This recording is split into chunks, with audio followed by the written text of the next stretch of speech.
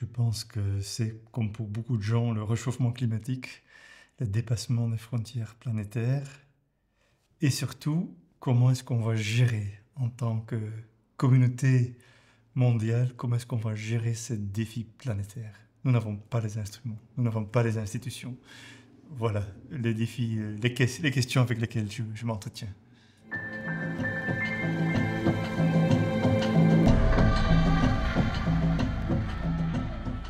Parce qu'on a un peu voulu trop de choses pendant trop longtemps. D'abord par ignorance. On pensait que c'était innocent de brûler les ressources fossiles. On pensait que c'était pas grave, qu'il y en avait assez. Et si on se posait une question, c'était vraiment est-ce qu'on va pas épuiser les stocks? Les stocks se sont avérés assez inépuisables jusque-là, mais on a peu pensé les conséquences. Même si depuis les années 1850, il y a une dame d'ailleurs qui a été la première, une américaine, Eugene Newton Foote, qui déjà dans les années 1850 avait fait des expériences, elle a mis des cloches au soleil avec différents mélanges de gaz. Et elle publie un petit article dans une revue scientifique américaine qui dit que la cloche qui contient le mélange d'air qui a le plus de CO2 chauffait beaucoup plus vite. Et en tant que femme, elle ne pouvait pas présenter ses conclusions à des grandes conférences scientifiques américaines d'antan. Et donc son petit papier a été présenté par un autre, je crois, et puis ça a été publié. Donc en fait, on sait presque depuis 200 ans que nous sommes en train d'aller au-delà des limites. Mais il y a une dynamique incroyable qui nous pousse à continuer. Et c'est très, très, très difficile à freiner le train. Mais je pense que ce qui me frappe beaucoup, et c'est le thème de mon prochain livre, j'ai l'impression que depuis 50 ans, le rapport de Club de Rome, depuis 30 ans avec le GIEC, on a fait un travail de synthèse remarquable sur les sciences naturelles. Les météorologues, les océanologues, les biologistes, tout le monde s'est mis ensemble pour produire une synthèse incroyable qui sont les rapports du GIEC, qui sont quand même l'apogée de la connaissance humaine par rapport au système planétaire climatique. En même temps, l'aspect humain a été fortement oublié. Oui, l'humain a été, bien sûr, dans les rapports de GIEC pour dire il est à la cause de tous ces malheurs, mais comment gérer ce défi avec l'humain a été complètement exclu. Les sciences naturelles sont représentées au GIEC, les sciences humaines et sociales sont complètement absentes. Conséquence, la synthèse que nous avons sur le système climatique est là, la synthèse sur le comportement humain, sur la politique humaine, sur l'histoire coloniale, sur l'histoire humaine, n'est toujours pas là. On n'a pas fait notre travail de synthèse. Et je pense que 50 ans d'analyse scientifique, 50 ans d'inaction politique quand même généralisée, pour moi, le chaînon manquant entre ces deux, c'est le manque de compréhension sur qu'est-ce qui pousse l'humain à agir ou pas. Et on n'a pas écouté les psychologues, on n'a pas écouté les historiens, on n'a pas écouté les philosophes, les anthropologues, les sociologues et tout ça, parce que ce sont des sciences molles. C'est-à-dire, je partage pas du tout cette scission des savoirs entre les sciences dures et les sciences molles. Je pense que la météorologie est une science aussi herméneutique, aussi interprétative que l'histoire coloniale. Et donc, pour moi, je pense que le grand défi, c'est comment est-ce qu'on va faire à ce qu'on y arrive. Le chaînon manquant est là. Pour moi, c'est un four bâillant. Et le mot four est bien choisi, je pense, dans le contexte du réchauffement climatique. Mais je suis assez stupéfait par cette cécité dans notre analyse.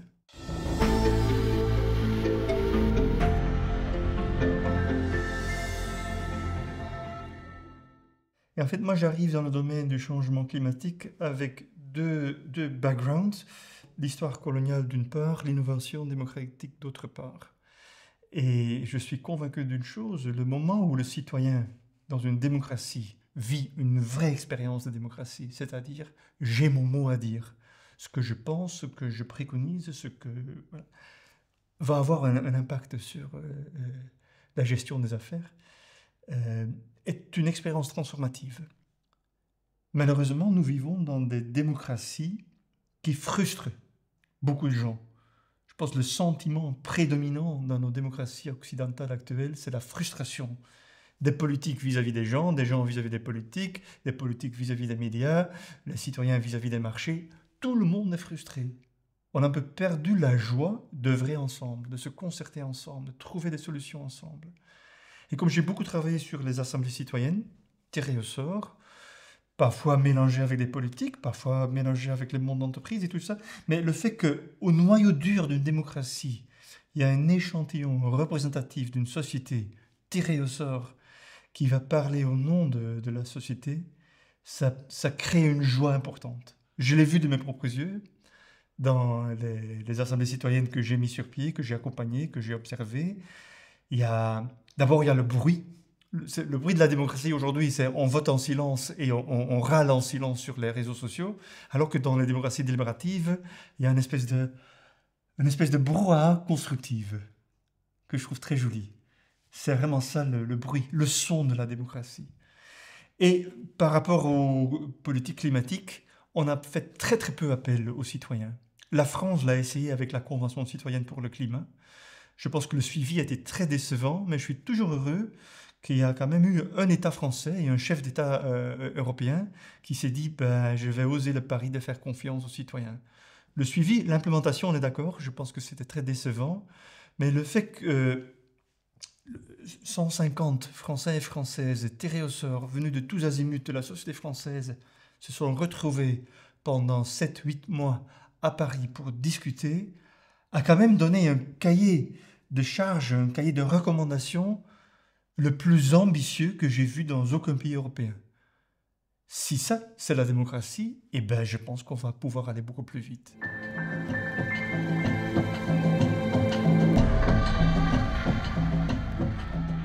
Il faut passer à l'application.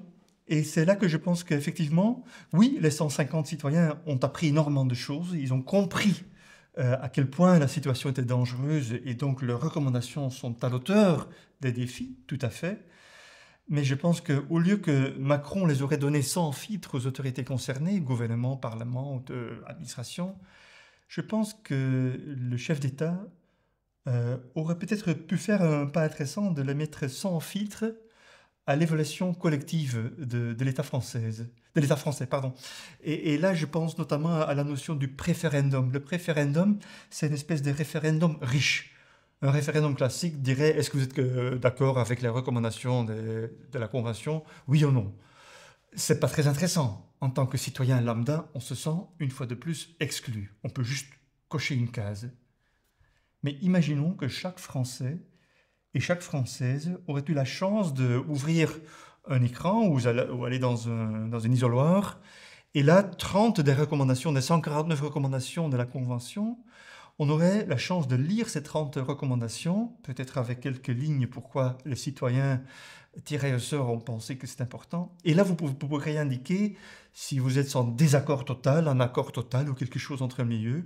Vous faites ça pour 30 propositions et à la fin, vous dites pour moi, ces 5-là sont les plus prioritaires.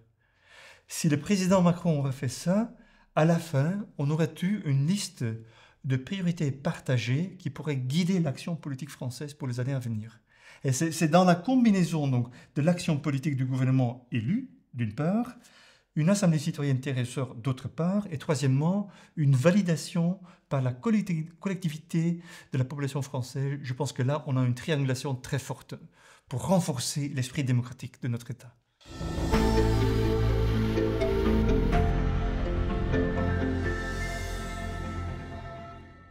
Dans mon livre Contre les élections, j'ai parlé du syndrome de la fatigue démocratique. Et je l'appelle syndrome parce que syndrome est toujours un peu un bac à parapluie pour plusieurs symptômes. Donc les symptômes, et on les regroupe sous un syndrome. C'est juste des choses qui se ressemblent, qui se présentent souvent au même moment. C'est-à-dire la désaffection populaire, la polarisation, la manque de confiance, la défiance entre des citoyens vis-à-vis des politiques et vice-versa.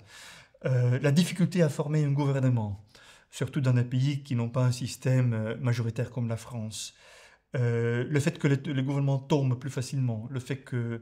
Voilà, il y a toute une série... Le le fait que de moins en moins de gens vont voter, le fait que de moins en moins de gens sont membres d'un parti politique. On vit une transmutation importante de la démocratie qui implique que nos procédures pour faire la démocratie doivent être mises à jour. Aujourd'hui, nous pratiquons la démocratie toujours selon les procédures du XVIIIe siècle. C'est pas idéal, c'est un peu... on vit une époque de l'exploration spatiale, mais nos démocraties, c'est toujours une montgolfière. Ça devient un peu caduque quand même. Et je pense qu'il va falloir trouver les moyens à renforcer ce que nous avons en démocratie. Et je l'ai vu, c'est en train de se faire, et les assemblées citoyennes se multiplient.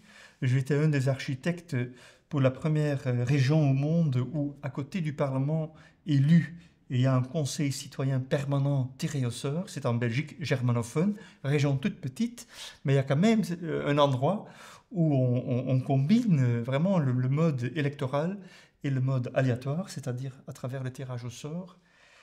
Et c'est passionnant de voir à quel point le citoyen est capable de définir des problèmes politiques qui sont parfois oubliés de la classe politique traditionnelle. La première assemblée citoyenne qui a eu lieu en Belgique germanophone, c'était quelques mois après le vote à l'unanimité de ce modèle de conseil citoyen. Le premier thème qui a été mis à l'ordre du jour, c'était comment améliorer les maisons de repos pour les patients et le personnel. On était à 5 mois du Covid. Donc il y a une espèce de vision prophétique, parce que dans cette assemblée citoyenne, il n'y avait pas la classe politique, il n'y avait pas les professionnels de la politique. Il y avait des infirmières aussi tirées au sort qui disaient chez nous, ça ne va vraiment pas. On est débordé, les patients sont malheureux, on n'est pas capable à gérer. Et voilà. Et là, ça montre à quel point passer par les citoyens, c'est pas forcément perdre du temps. Ça fait même gagner du temps. Et on l'a vu en Belgique germanophone et c'était très impressionnant. Et maintenant, Bruxelles a copié le modèle. Bruxelles est devenue la première ville à avoir un conseil citoyen permanent tiré au sort pour le climat. Donc, la France a fait une expérience unique, la Convention citoyenne pour le climat, intéressant, mais dommage qu'à la fin, tout le monde est rentré à la maison et le suivi décevant qu'on connaît. Alors en Bruxelles, maintenant, les citoyens sont impliqués de façon structurelle pendant les décennies à venir.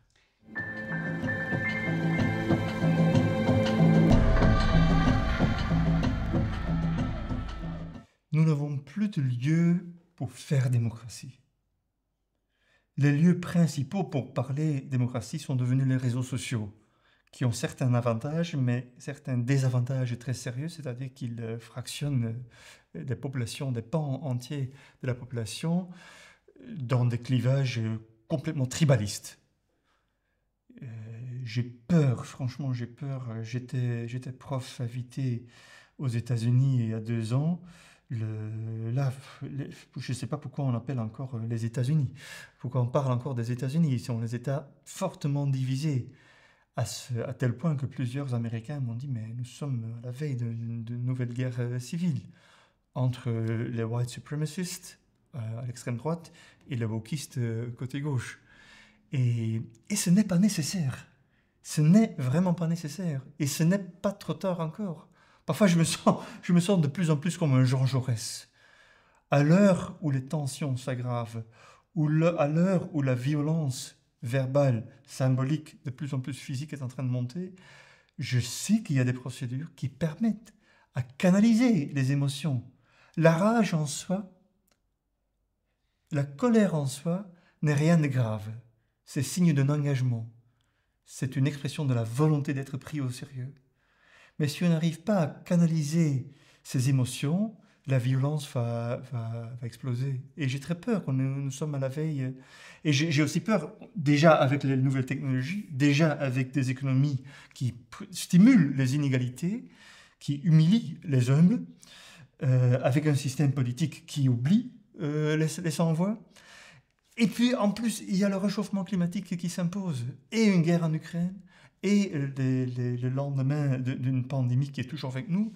Donc tout ça, ça fait quand même une tartine fort inquiétante.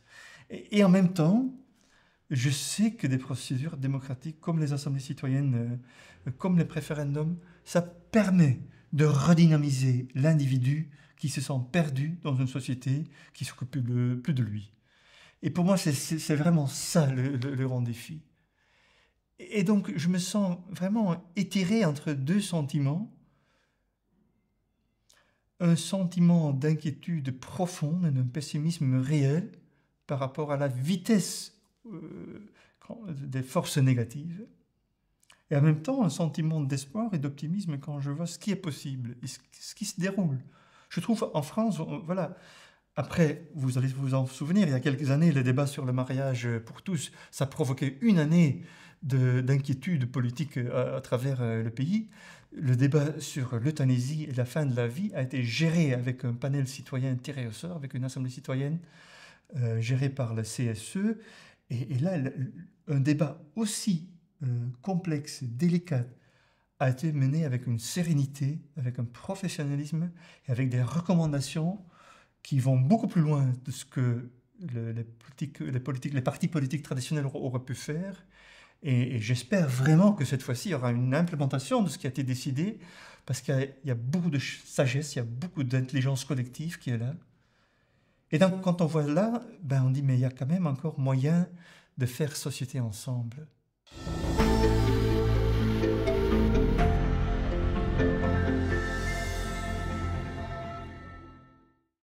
Non, je ne suis pas aussi europhobe pour inventer un nouveau mot, pour le dire que c'est le propre de l'Européen de coloniser.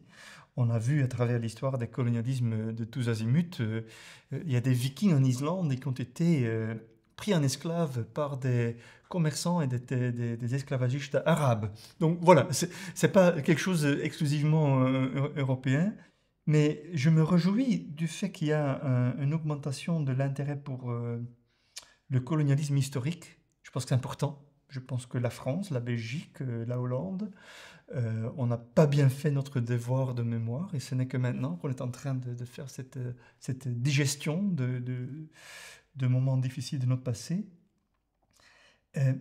En même temps, en travaillant, donc j'ai travaillé sur le Congo, ancienne colonie belge, j'ai travaillé sur l'Indonésie, ancienne colonie hollandaise. J'ai été quand même très souvent surpris de voir à quel point cette prise de conscience se limite au colonialisme historique, avec très peu d'implications sur le colonialisme d'aujourd'hui et la colonisation du futur. C'est comme si, voilà, le colonialisme appartient bel et bien au passé, et puis il suffit de le mettre dans les manuels scolaires et de changer quelques noms de rues, de déboulonner quelques statues, et on est prêt.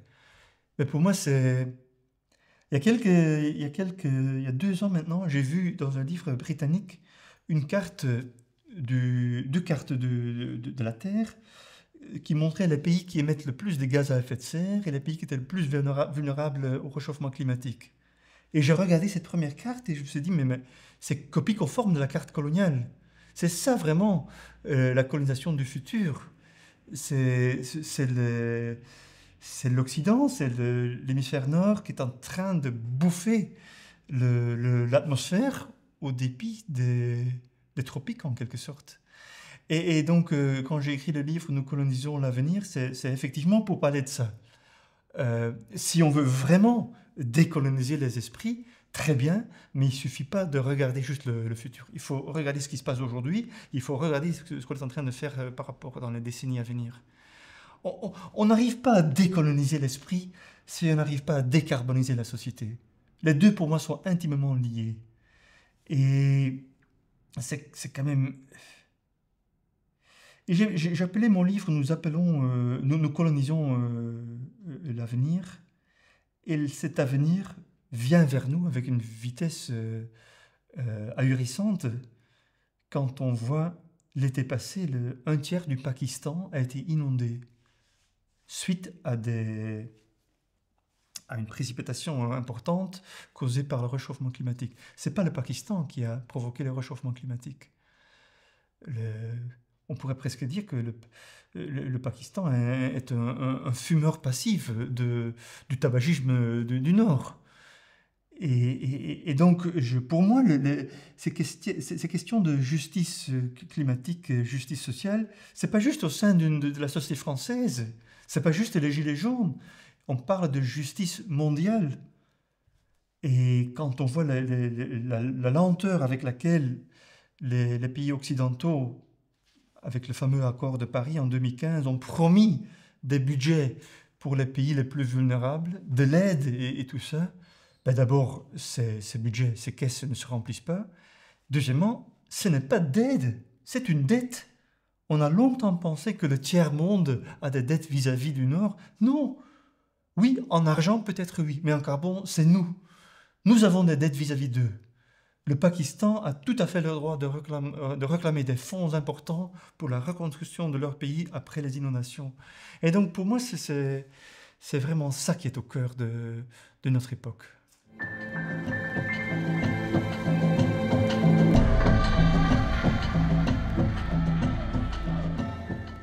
Pour moi, le mot-clé pour comprendre les histoires coloniales, au pluriel, parce qu'elles sont multiples, c'est quand même très souvent l'humiliation. Et c'est une humiliation dont l'acteur ne se rend pas toujours compte. La pire violence, c'est la violence qu'on commet et dont on ne se rend pas compte à quel point c'est une violence. Parce que la bienfaisance, le paternalisme et tout ça, et je ne parle pas encore de l'exploitation et tout ça, mais il y a une violence très invisible, je crois. Et j'ai une fois cherché l'étymologie du mot humiliation, c'est lié au mot latin humus, qui est les feuilles pourries, qui sont à même le sol de la forêt. Donc, il y a l'humiliation et l'humilité.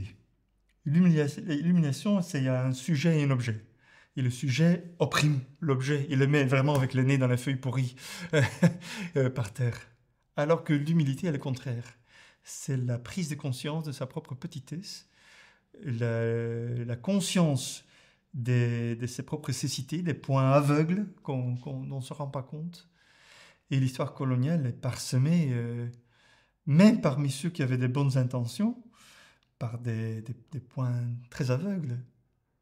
Et on est toujours en train de réaliser les idéaux de la Révolution française, mais cette fois-ci à l'échelle planétaire. On n'y est pas encore, c'est affolant. 225 ans après, qu'est-ce que je dis, 230 ans après la Révolution française, on n'y est pas toujours à garantir l'égalité.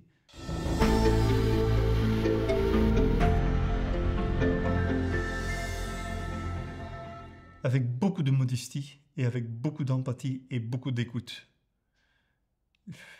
J'ai un peu marre de... Si cette difficulté sera une fois de plus guérie par un discours occidental, je pense qu'on va être à côté de la plaque. Un partenariat s'installe au moment où il y a une écoute qui va dans les deux sens. Et ça n'a pas toujours été le cas. On peine à trouver l'équilibre. Et ceci doit se faire, un travail qu'on aurait dû faire il y a 2 siècles. Ce n'est que maintenant qu'on commence petit à petit, on n'y est pas encore, mais bon, on s'actionne. Et ceci, on doit faire au même moment qu'on doit trouver un dialogue encore tout à fait débutant avec le vivant non humain. Parce que même l'humanisme le plus planétaire, le plus égalitaire, le plus poussé, porte toujours en soi un danger d'anthropocentrisme. Et donc, il y a plusieurs terrains de combat. Oui, effectivement, bien sûr, il faut œuvrer à l'égalité entre les races, entre les cultures, entre les continents. C'est une évidence. C'est une évidence. Et il faut avancer parce que voilà, c'est scandaleux combien de temps on a perdu. Même après la décolonisation, 70 ans après, 70 ans après, on est toujours qu'à l'aube de ces processus d'émancipation. Et on a vu avec le Covid, les vaccins étaient en Europe, on en avait une multitude de vaccins, alors que l'Afrique pouvait recevoir les vaccins à peine périnés. Et voilà. Alors que, en même temps, faisons attention à ne pas devenir des humanistes anthropocentriques. Il faut développer une forme d'humanisme écologique qui se dit, voilà, une égalité, fraternité, liberté pour les êtres humains, mais pas aux dépenses du reste de la planète. Parce que la planète, c'est plus que l'homme, c'est plus que l'humain, c'est vivre avec les vivants. Et là, je suis passionné de voir par exemple, maintenant qu'on commence à réfléchir sur est-ce qu'un statut légal, un statut juridique est approprié pour des écosystèmes? Pour beaucoup de gens, c'est farfelu. On ne va pas donner... Mais les sociétés, les entreprises n'avaient pas de personnalité juridique non plus avant la loi. Je ne sais pas en quelle France ça a été voté, mais normalement c'est fin du 19e. Les femmes avant n'avaient pas de statut juridique non plus. Donc on voit que les statuts juridiques, c'est une histoire d'agrandir le cercle. Et là, depuis quelques mois, pour la première fois en Europe, il y a un écosystème en sud d'Espagne qui a été reconnu, dont un statut juridique a été reconnu. Aux Pays-Bas, il y a un ministère de la mer du Nord. C'est une campagne d'activistes qui disent, voilà, la mer du Nord a des intérêts. Il faut des voix qui représentent les intérêts de la mer du Nord. Et ça peut paraître un peu bizarre en première instance, mais c'est tout à fait cohérent, je pense, si on ne veut pas être cette seule espèce sur une planète avec 8 millions d'espèces, c'est cette seule espèce qui va bouffer, qui va détruire, qui va chauffer le reste de la planète. Je pense qu'il va falloir donner la parole, tendre l'oreille aux autres acteurs aussi importants, aussi cruciaux pour nous, aussi valables, intrinsèquement valables en soi, pour pouvoir gérer cette planète extrêmement fragile.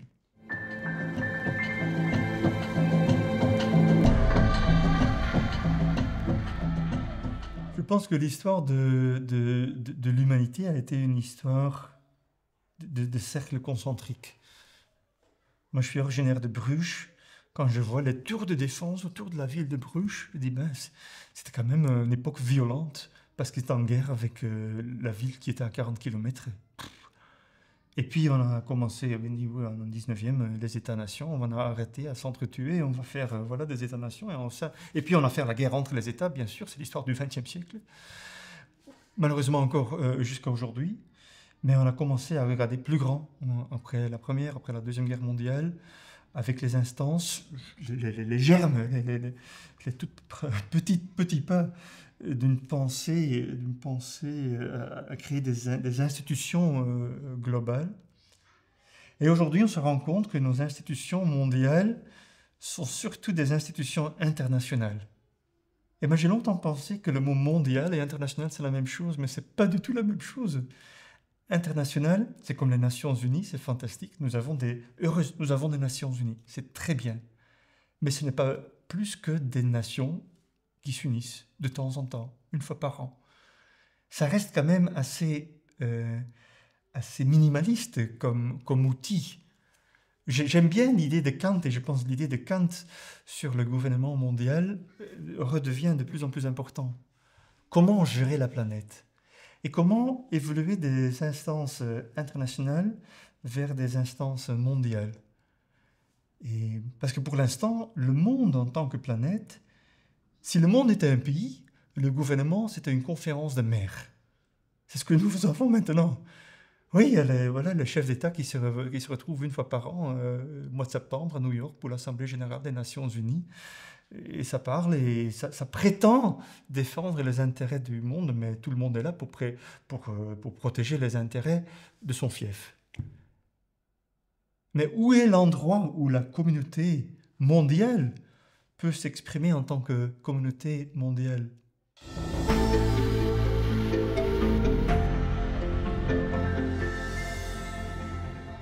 Qui existe, qui a été créé il y a 2 ans par Claire Mellier, une Française, et Rich Wilson, un Britannique, avec un réseau très international. J'étais très impressionné par cette Global Assembly, l'Assemblée globale, l'Assemblée planétaire ou mondiale, qui est encore assez humble dans ses dimensions. C'est un tirage au sort sur la population mondiale entière avec une centaine de participants, chiffre beaucoup trop bas, c'était assumé par les organisateurs. Mais il disait, voilà, c'est une phase pilote, on va essayer. C'est intéressant de voir, dans les 100 participants, il y avait 17 Chinois, 17 Indiens, un certain nombre d'Européens et tout ça. Et pendant des mois, grâce aux nouvelles technologies, ils se sont parlé de façon extrêmement structurée, modérée. Et il y a une déclaration de cette assemblée planétaire qui en est sortie, qu'on peut lire sur le site web globalassembly.org. Mais c'est d'une beauté et d'une sagesse et d'une volonté d'avancer. Moi, je rêverais d'un COP qui se termine ainsi. Et là, on voit vraiment la différence entre une démocratie qui fonctionne avec des représentants des États et une forme de concertation mondiale qui travaille avec des citoyens lambda. Très, très, très impressionnant. Bon, ce n'est pas encore une instance publique officielle. Les Nations Unies ont reconnu et encouragé le processus. Mais mon rêve serait que ça devienne euh, un rituel, une instance officielle des Nations Unies, quand au mois de septembre, ce ne sera pas juste les chefs d'État qui vont se réunir à New York, mais même les citoyens pour parler.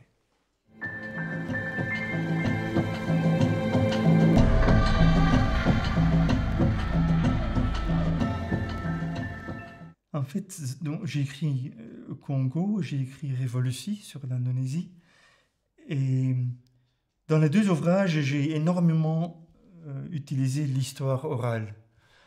Et pour moi, je pense qu'il y a un lien assez intime entre mes livres sur le colonialisme et mes travaux sur la démocratie. C'est que dans les deux cas, je donne la parole aux gens. Je me m'assieds, je suis à l'écoute. Et dans les livres historiques, c'est sur leur passé, et dans l'innovation démocratique, c'est sur leur futur.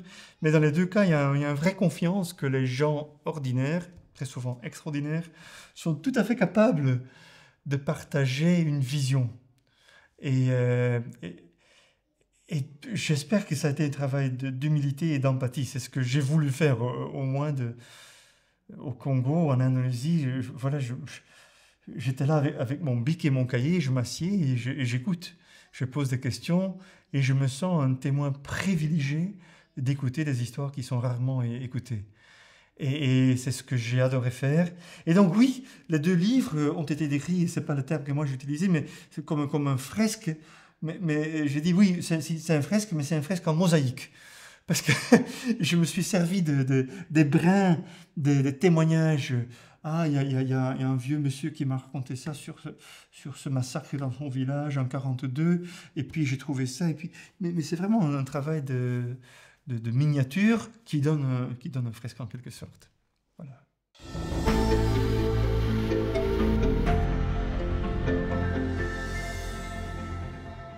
Ah ben, je pense que c'est évident, si on n'a plus de joie à œuvrer pour un monde meilleur, on ne va pas y arriver. Et ce que je constate dans les instances de démocratie délibérative et participative, c'est la joie. Aujourd'hui, beaucoup de gens, beaucoup d'entre nous, on se sent réduits à l'impuissance, à la passivité, comme si l'histoire nous arrive. Et il y a les élites qui décident, il y a les gros capitaux, les grands secteurs industriels. C'est comme si on n'est plus des acteurs, juste des récepteurs ou des objets qui subissent l'histoire. Alors que le moment où on trouve un chemin, on trouve un coin, ça peut être au niveau très local, au niveau national, dans ta vie de famille ou dans ton boulot ou dans une association ou quoi que ce soit, mais le moment où tu arrives à trouver un écrin dans lequel tu sais t'épanouir parce que tu fais quelque chose de bien qui fait avancer les choses, on retrouve la joie. Et donc oui, c'est beaucoup de travail, oui, c'est souvent de frustration, mais sans les moments de joie, on n'arrivera nulle part, je crois.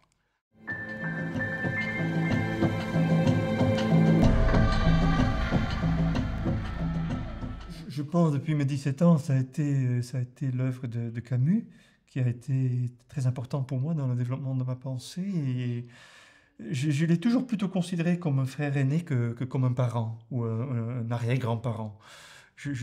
Voilà, je me sens très en phase. Euh, Même si je vois maintenant, il y a des éléments qui ont, voilà, qui ont un certain âge et l'humanisme de Camus n'était pas concerné par l'écologie parce que les problèmes se posent encore beaucoup moins. Il est quand même mort 10 ans avec le rapport de Club de Rome, mais voilà, je me sens en phase. Mais de notre façon, un auteur comme Sonny Laboutançé a été, pour moi, c'est de la joie. J'adore la liberté féroce de cet homme. Je consulte très souvent sa poésie et c'est un des rares poètes qui me fait sourire. Et je trouve que sa liberté, c'est le plus grand punk que le continent africain a produit. Et j'ai jamais eu beaucoup d'affectation avec le punk britannique. Quand j'étais jeune, mon frère était punk. Moi, j'étais pas, je trouve ça négatif. Mais le punk joyeux de Solid Labutansi, j'assume complètement et je l'admire énormément pour ça. Et je suis extrêmement reconnaissant des textes qu'il a écrits.